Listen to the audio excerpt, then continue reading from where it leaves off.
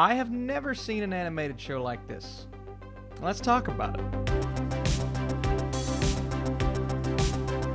What is up, Netflix fans? Welcome back to my channel. Every weekend, I'm talking the brand new show or movie on Netflix, and this week, it's The Midnight Gospel. What a smooth name, and I was so excited for this show because we have one of the creators of Adventure Time, some very interesting names attached, and there has been a lot of anticipation going into this as to what it's going to be about, and is it going to deliver on some people's anticipation. We're going to talk about all of these things today.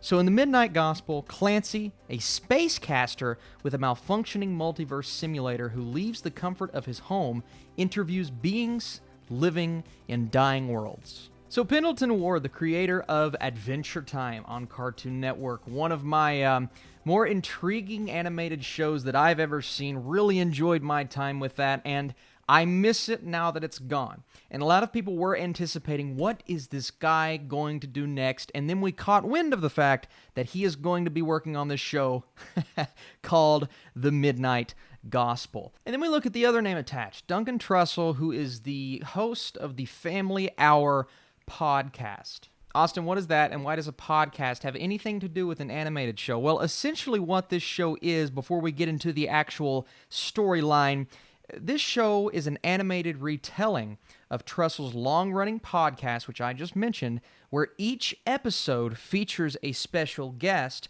both in voice form and in animated form. But the conversation that they have and the guest that is talking with Trussell on his podcast is being animated into this world and implemented into the story that they're actually telling. So essentially, you have conversations, long-form conversations, so you're pretty much listening to a shortened version of that podcast episode that they're doing.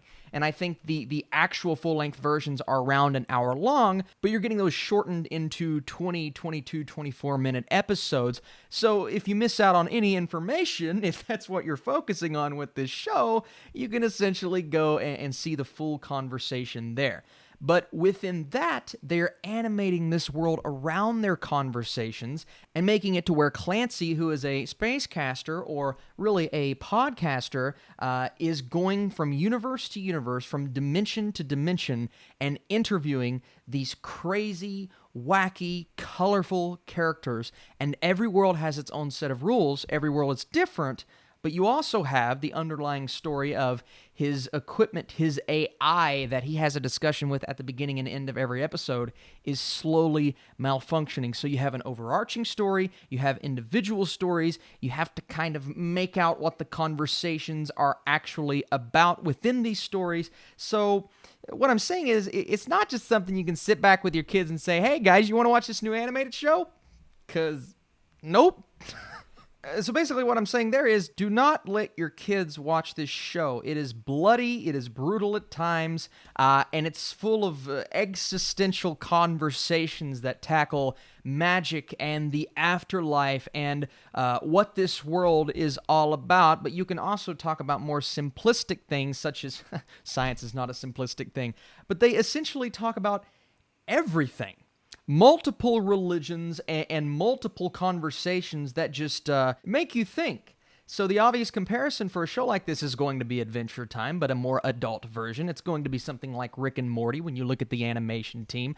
But I would put it more along the lines of how the conversations in BoJack Horseman go. Not comparing it to that show per se, but these are conversations that you're going to have to sit down and allow yourself to maybe soak them in a bit more than you would in other shows like this. And from that, you can also connect to Rick and Morty, because Rick and Morty is obviously more than just a Back to the Future ripoff. That's why it's one of my favorite shows. So this show is doing a lot of things right from that perspective, if you're looking for something that is going to make you think. But let's back up for just a second, because we've never gotten a show before that is basically just a podcast, yet they're building a story around this podcast. From a marketing standpoint, if you think about that as a strategy, it's kind of brilliant, because it is going to make a lot of people curious as to what the more broad, what the wider conversation was going to be.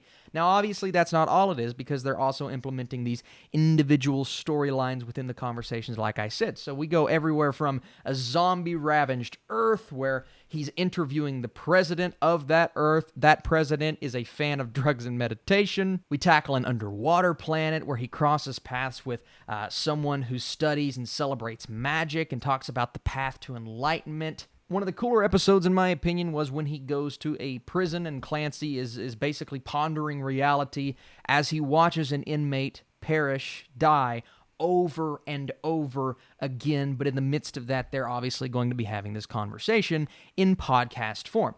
And at times, it's a bit like, all right, well, they're talking so calmly, which is also subtly hilarious at the same time. They're talking so calmly, but all of these crazy things, these beautifully rendered animations are happening around them, and they're on their own individual adventure in every single episode. They're dying multiple times. In every single episode, there was death, there was trauma. But then you have this intellectual conversation going on, and then you have whoever the guest of that specific episode is also lending their voice talents to play along with the story. So I guarantee they had the interview, and then at some point they come in and they're adding extra voice effects and extra words, and you could tell some of them were having a great time. It feels like Rick and Morty in those unscripted episodes. Interdimensional cable is exactly what I thought of.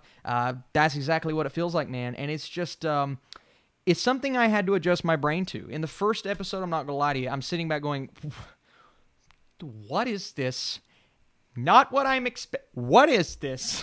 And this is absolutely going to be a divisive show. I see not the audience being split in half, but I see a lot of people not liking the experience. And when I say a lot of people, I mean adults, because once again, don't let your kids watch this show. It's not Adventure Time.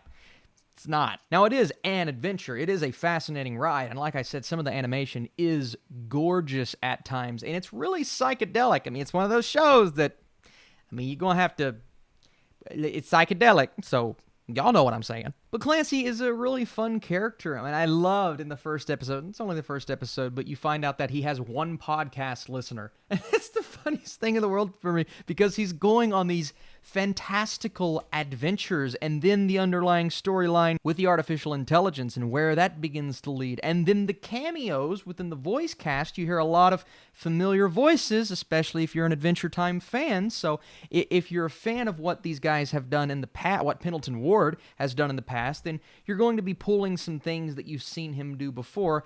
And it is a similar type fantasy adventure, but every episode is so different and so strange and so psychedelic, and that's the word I'm going to keep using, that you can't help but to be intrigued, even if you prefer one thing or the other. Say you prefer the podcast and you don't really want to look at the visuals and you're just listening to the podcast. I think you'll get a lot from that. If you don't care as much about what they're saying, but you just want to watch the animation, I think a lot of people will just focus on that and still have fun with it. Now, for those that are just distracted by one or the other and just hate the thing altogether, I completely understand once again, and I'm sure you will not be alone in that camp, but I've never seen anything like this. And when you get something new like this, that's impressive. And I won't lie to you guys, some of these episodes you're going to be listening to these guests and you're going to say to yourself, what are they talking about? But I was still interested in the conversation. I love just, one, listening to podcasts, and two, I just love hearing how other people think, even if I completely disagree with the way that they think.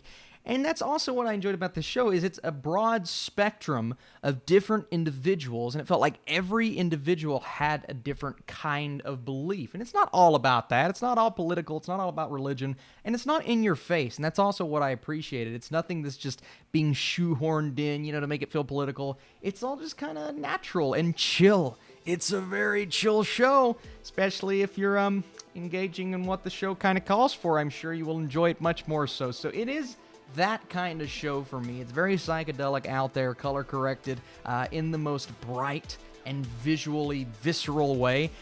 But those are the kind of shows that I appreciate and respect the most. And even though I'm still just thinking about how I should go about scoring this, and I'm curious as to how this will actually resonate with me, I'll still give you guys a score. So I appreciate you watching. If you enjoy these Netflix reviews, be sure to smash that thumbs up button. I'm going 8 out of 10. I'm going an 80%, man. This is a crazy experience. I appreciate the effort into doing something new, and I really enjoyed the animation. So I would love to know, what was your favorite aspect of this show, and did it work for you? It's not going to work for everyone, like I said, but did it work for you? Thank you guys so much for watching. I'll see you very soon with another Netflix review, and I'll be back.